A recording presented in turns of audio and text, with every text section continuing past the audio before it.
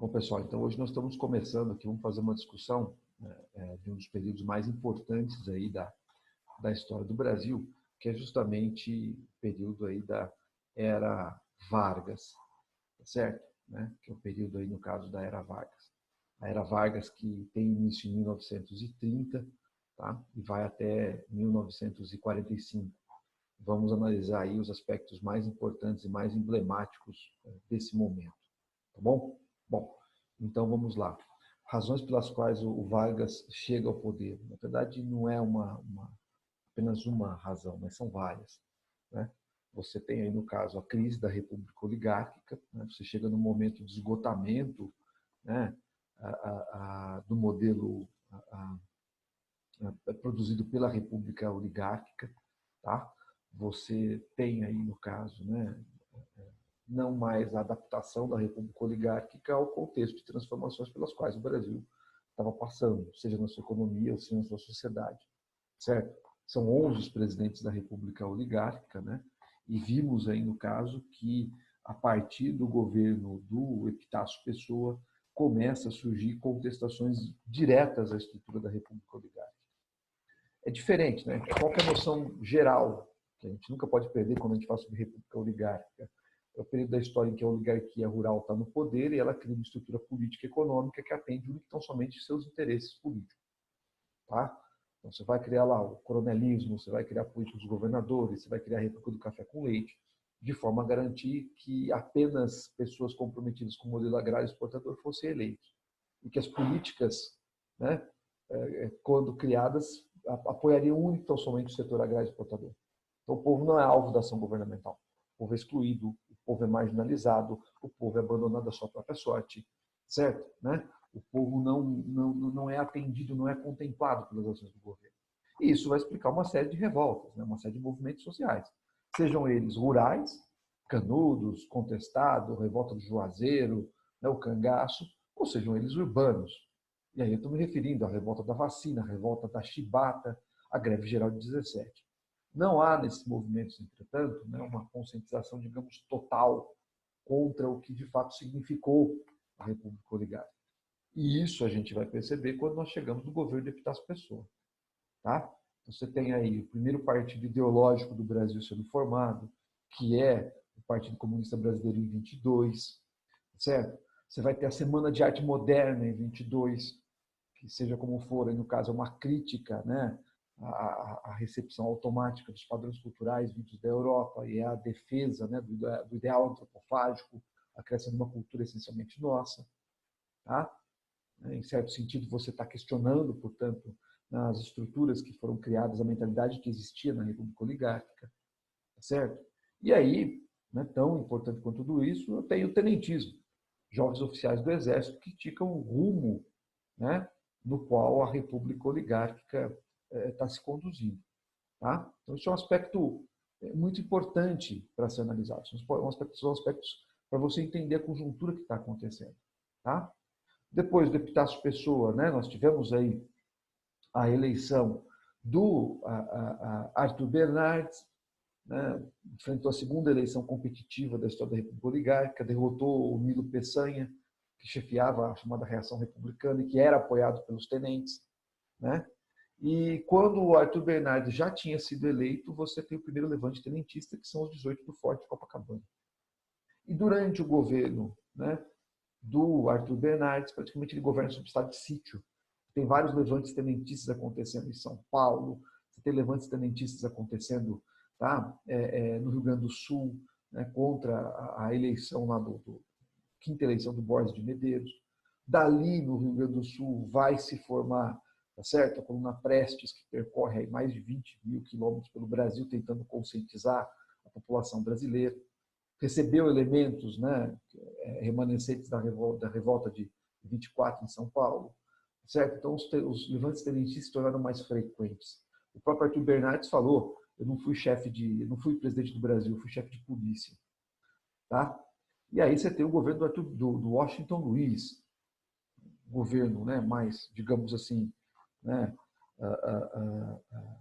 uma popularidade um pouco maior, ele caminhava pelas ruas do Rio de Janeiro, embora ele fosse representante da oligarquia paulista, ele nasceu no estado do Rio de Janeiro, então isso trazia para ele uma certa popularidade, né? Então você tem aí um governo mais tranquilo e é um governo que tem algumas mudanças interessantes. Pela primeira vez durante toda a República Oligárquica, você deixa de ter o Estado como um agente de fomento à produção do café. O Washington Luiz ele adota uma política liberal, de não intervenção do Estado na economia. E tem como ministro da Fazenda o Getúlio Vargas, lá do Rio Grande do Sul. Olha que interessante. É no governo do Washington Luiz que você muda a moeda de réis para cruzeiro. Tá? Houve uma tentativa de estabilização financeira, né? De corte de gastos públicos. Não, o interessante é que o próprio Washington Luiz disse que a questão social era um caso de polícia, né? O que mostra também um pouco a quantidade dessa mentalidade, não entender as transformações, né? Dentre elas, aí, no caso, a própria formação aí de um operariado urbano acontecendo. Tá? E é no governo do Washington Luiz que acontecem dois grandes episódios. O primeiro episódio que a gente vai ter é a crise de 29. Nós já estudamos, uma crise de superprodução. Os Estados Unidos continuam produzindo tal como eles produziam durante a Primeira Guerra Mundial, em que a Europa estava no esforço de guerra.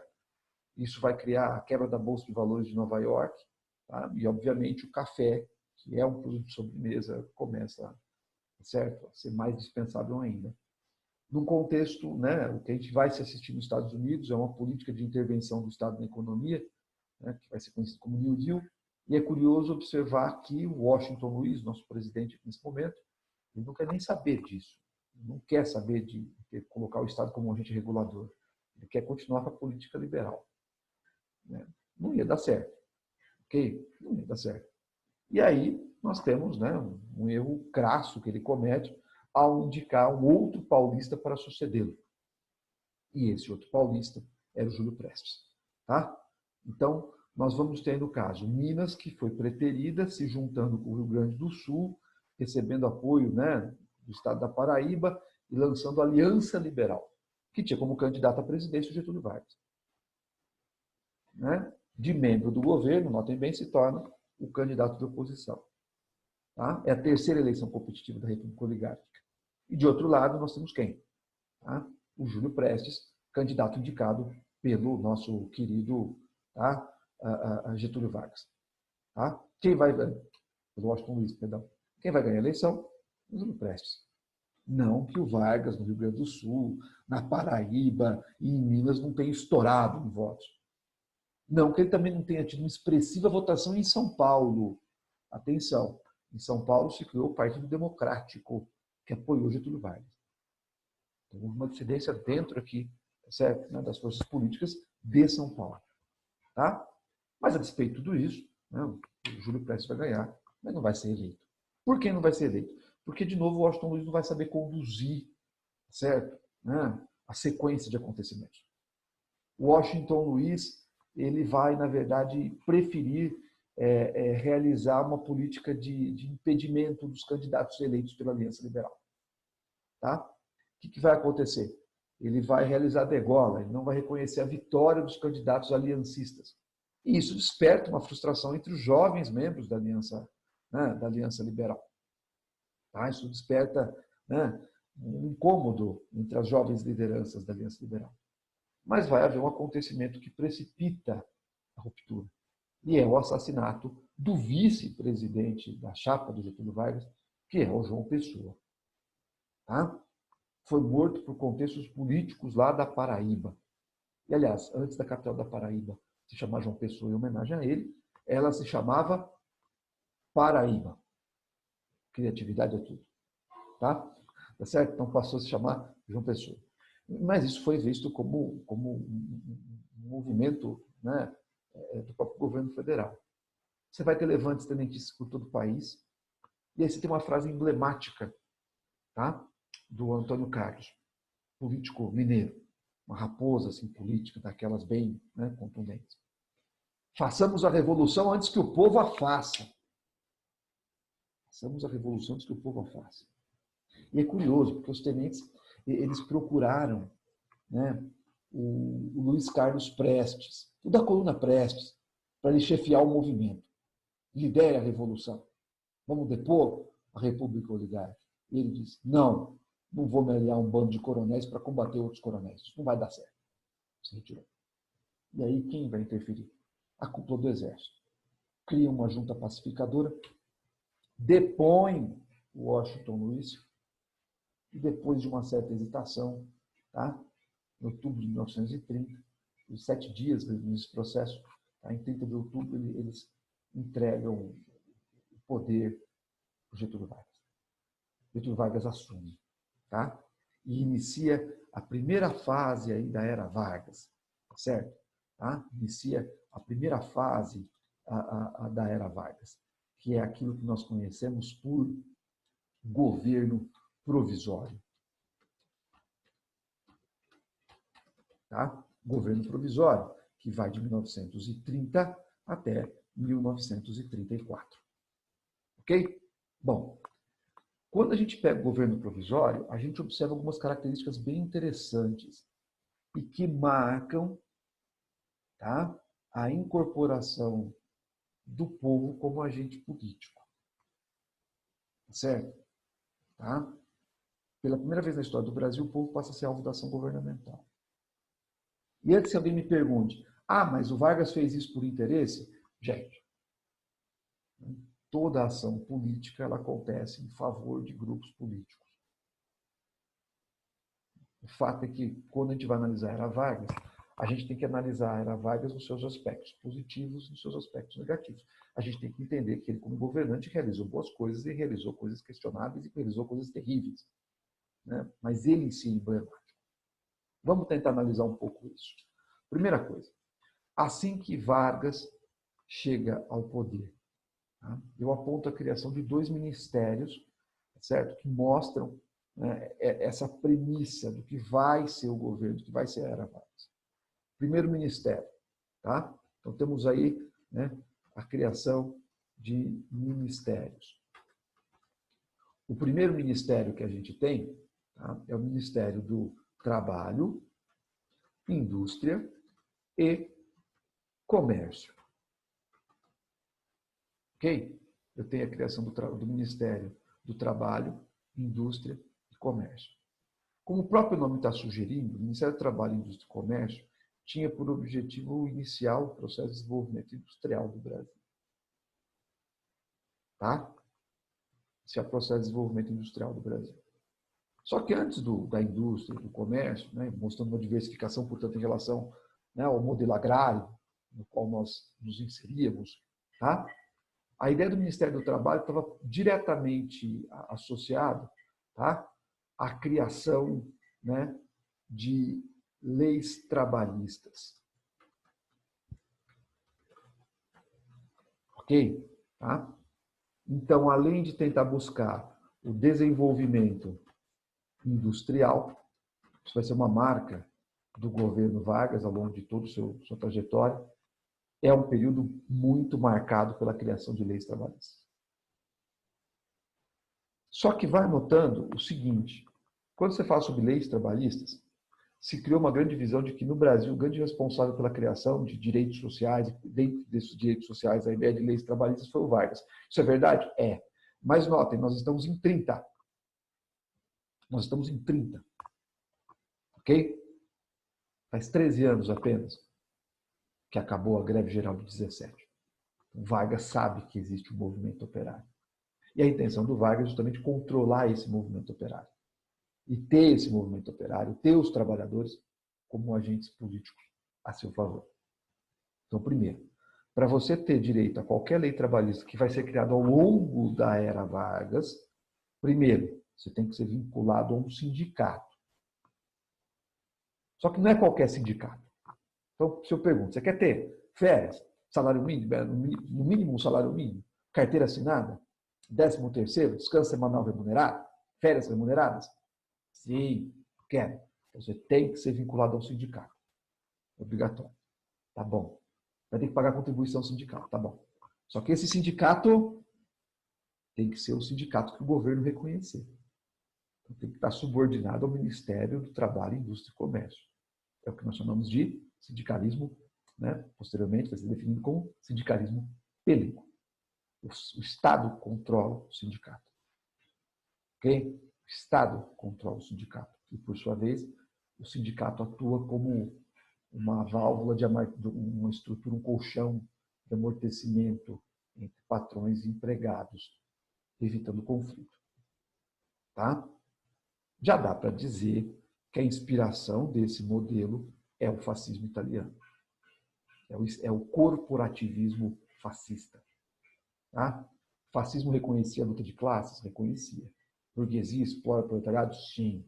Só que o que o fascismo pensava? O Estado pode ser um agente que evite este conflito. O Estado pode ser um agente que impeça que esse conflito aconteça. Tá? No caso da Itália, você vai ter lá a Carta del Lavoro, e é isso que inspira as ações do governo Vargas nesse aspecto. Desenvolvimento industrial com leis trabalhistas. Outro detalhe importante, particular do Brasil. Essas leis trabalhistas, elas vão valer para todos os trabalhadores? Não.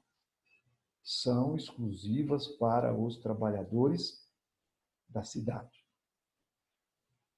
Dos trabalhadores, tá certo? Né? Do processo de desenvolvimento industrial que está se realizando. E o trabalhador do campo, professor? Não. Vargas quer mudar a dinâmica econômica do Brasil, quer diversificá-la? Sim. Mas ele quer confrontar a elite agrária? Não. Não quer fazer isso com a elite agrária. Certo? Então, Vargas não vai mexer em nenhum momento com a estrutura fundiária brasileira. Vargas não vai colocar em risco, né, os setores agrários. Tá? Tudo bem? Então, esse aspecto é emblemático. Temos aí o Ministério do Trabalho, Indústria e Comércio. Ok?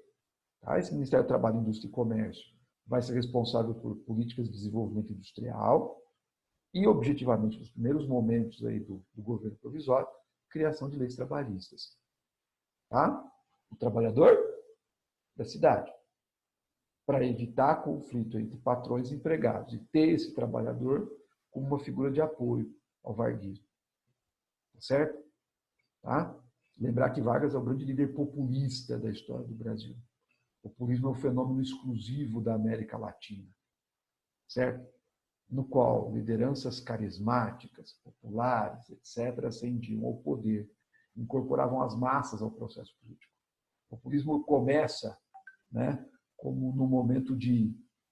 O populismo começa num momento de substituição, tá certo? Né? No momento de substituição das oligarquias rurais por governos que fomentavam o processo de desenvolvimento industrial. E vai até a década de 60, quando esse populismo, no seu discurso nacionalista, ele vai ser confundido como uma ameaça de esquerda, vejam vocês, né? E vai acabar sendo substituído por governos autoritários, no caso do próprio militarismo.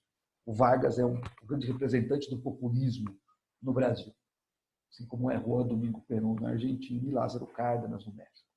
Mas garanto, em termos aí da estrutura do trabalho rural, dentre esses três, o Vargas é o que menos fez, porque ele não quer mexer com a elite agrária. Tá? Beleza? Agora, é incomparável, é inegável que o povo passa a ser alvo da ação governamental em certo sentido. E além do Ministério do Trabalho, Indústria e Comércio, temos a criação, tá certo, do Ministério da Educação e Saúde Pública, ok? Que passam a ser vistas, tá certo, como responsabilidade do Estado. É curioso você pensar que até esse momento não havia essa visão. Não havia um ministério, não havia um campo de ação política no qual você objetivasse, né, atuações na área de saúde e educação. Evidentemente, para os trabalhadores urbanos. Ok? Tá? Agora, o Vargas abandonou a área agrícola, Vargas abandonou o Ministério da Agricultura, o Vargas deixou de lado a produção agrícola? Não. O Vargas tinha a visão, tá certo? Né? O Vargas tinha a visão de que somente a diversificação e ampliação da produção agrícola é que traria recursos, tá certo?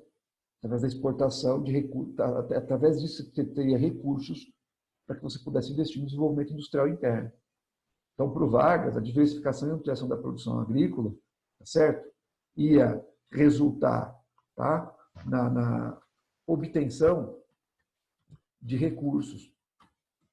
Então, uma das coisas que Vargas, um dos argumentos para Vargas não atuar na questão do trabalhador rural é que isso encareceria a produção agrícola. E a produção agrícola tem que existir para dar suporte, para que haja o desenvolvimento industrial.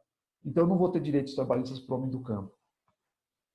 Certo? Eu não vou fazer reforma agrária, mas eu vou incrementar a produção agrícola. Vou diversificar, não vou ficar só no café. Ah, eu vou abandonar o café? Não. Uma das coisas mais famosas que o Vargas faz no governo provisório é queimar os excedentes de café. Com qual objetivo, professor? Simples. Você queima o café, você diminui a oferta e aumenta, né, o valor. Tá? Uma política direta de intervenção, justamente para tentar melhorar o preço do café. O Vargas vai criar o Conselho Nacional do Café para regulamentar esse processo. E ao lado do Conselho Nacional do Café, ele vai criar vários institutos isolados para incrementar a produção de outros produtos. Ele vai criar, por exemplo, isso foi muito importante para aqui para o interior do estado de São Paulo, ele vai criar o IAA, Instituto do Açúcar e do Álcool. Ele vai criar o IBC, Instituto Brasileiro do Cacau, o Instituto Brasileiro do Mate do Pinho. Ele vai diversificar, criando assessorias técnicas para os ministérios. Uma coisa interessante para o Ministério da Agricultura. Tá? Então, perceba esse caráter que você vai ter do Vargas nesse processo de implementação aí de recursos. Bem? Bom, saindo um pouco da questão econômica, né? E só indo um pouco mais para essa questão social. No caso dos direitos dos trabalhadores do campo, já posso antecipar para vocês que só se começou a ter uma preocupação com essas figuras quando você tem o governo, por exemplo, do João Goulart, em que você vai criar o Estatuto da Terra. Certo? Desculpa, o Estatuto do Trabalhador Rural. Depois, quando ele é deposto pelo golpe militar, os militares criam o Estatuto da Terra. Em que se pensava a ideia da reforma agrária, o João Goulart foi o primeiro a colocar isso no papel. Os militares pensam a reforma agrária levando os trabalhadores para as terras ainda não ocupadas. Só tem equiparação total, né, dos trabalhadores rurais com os trabalhadores da cidade depois da Constituição de 88. E para isso foi emblemático, né, greves de grande extensão que aconteceram no interior de São Paulo. Umas greves de Guariba e Bebedouro em 1984. Houve uma grande pressão, portanto, a partir desse movimento, para que na Assembleia Constituinte posterior você tivesse essa equiparação. E se você for pensar na equiparação total de direitos a todas as categorias de trabalhadores, isso só acontece em 2013, quando as empregadas domésticas passaram a ter direito à FGTS. Bem louco isso, né? Bom, mas voltemos aí ao Vargas e ao governo provisório. Então, quando eu vejo essas políticas sendo criadas, tá? Eu tenho aí, no caso, uma constatação bastante, né, significativa aqui para se pensar quando eu analiso essa conjuntura, né? Pela primeira vez, eu posso afirmar, né, que o povo passa a ser alvo da ação governamental. Pela primeira vez. Tá? É a incorporação das massas ao processo político. Tá? E ao pensar na incorporação das massas ao processo político, eu estou claramente definindo o governo Vargas como um governo populista. Tá? Esse é um aspecto que é bastante importante para a gente analisar. Tudo bem?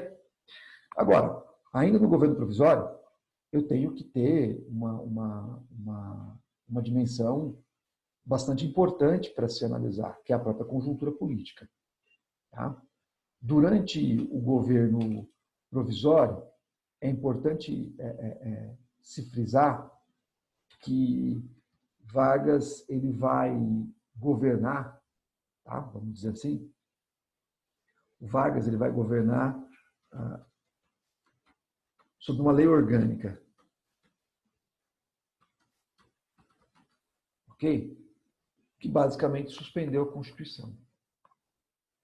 Vargas governava sob uma lei orgânica. E é interessante que Vargas, tá? Ele vai fazer a nomeação de interventores, tá? Em sua imensa maioria, esses interventores eram tenentes, tá? E eles ficavam sendo responsáveis pelos, né, governos estaduais. Beleza?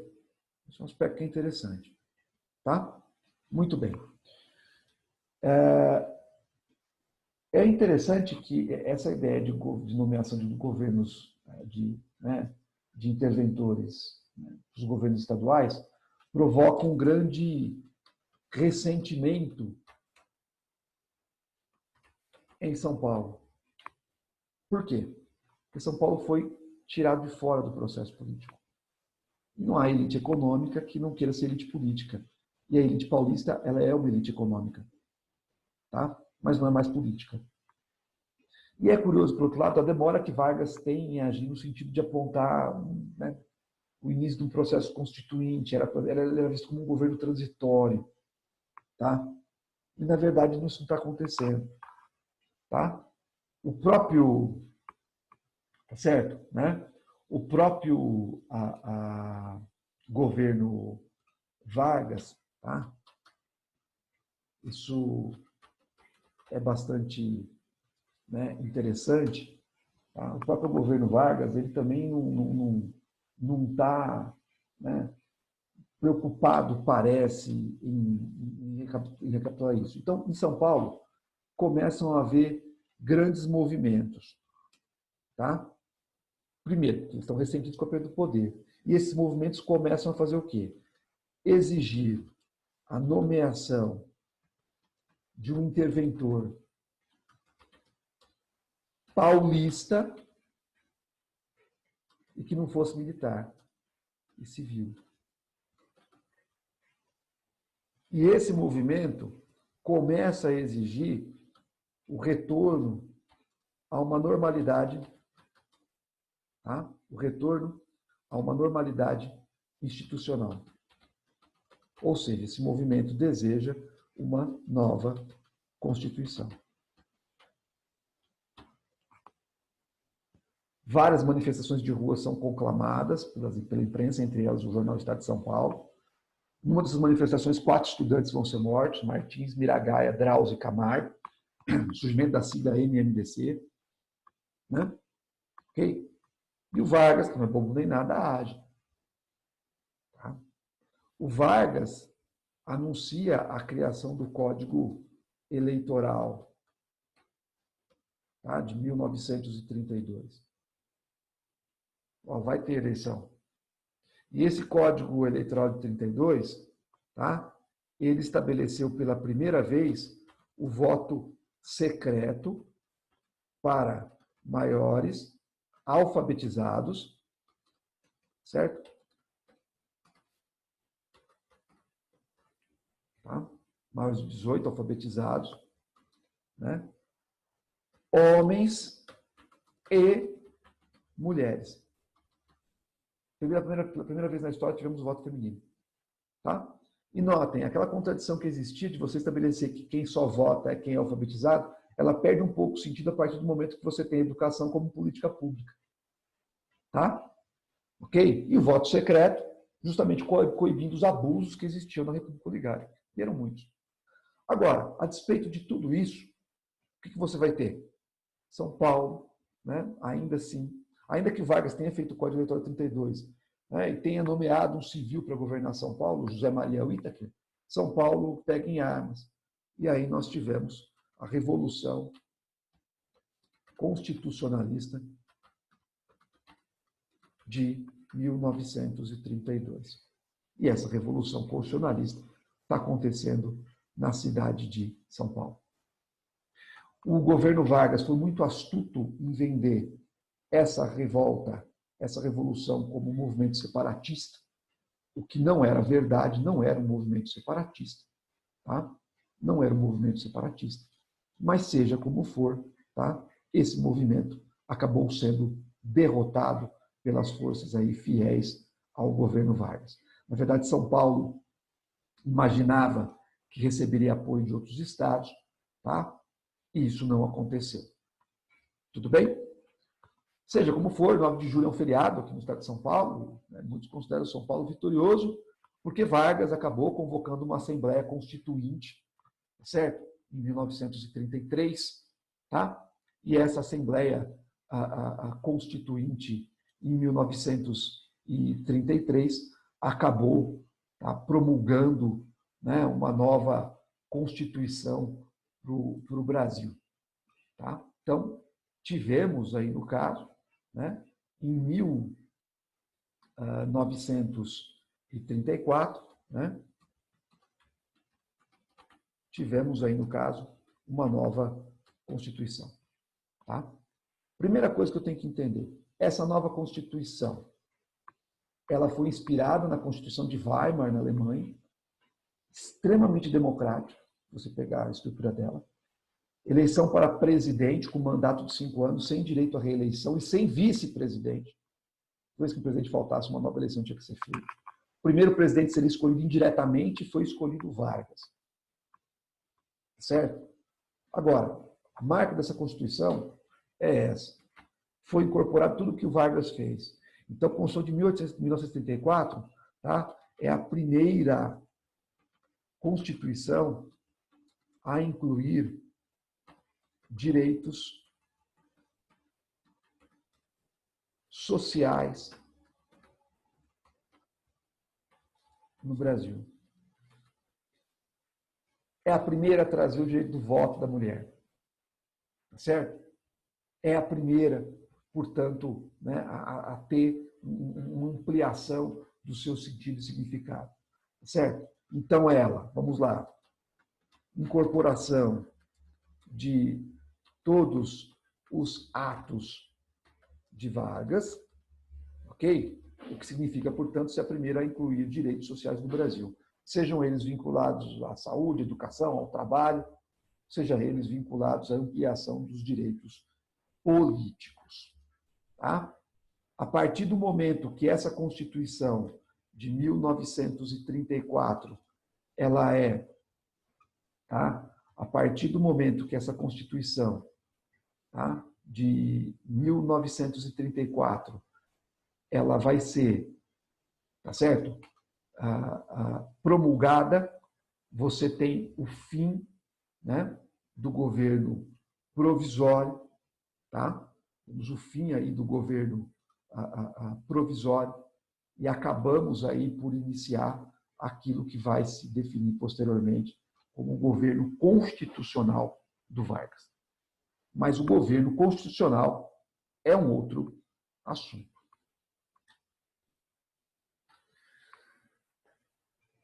Ok? Governo constitucional, né? A gente discute aí num outro momento. Ok? Grande abraço por enquanto.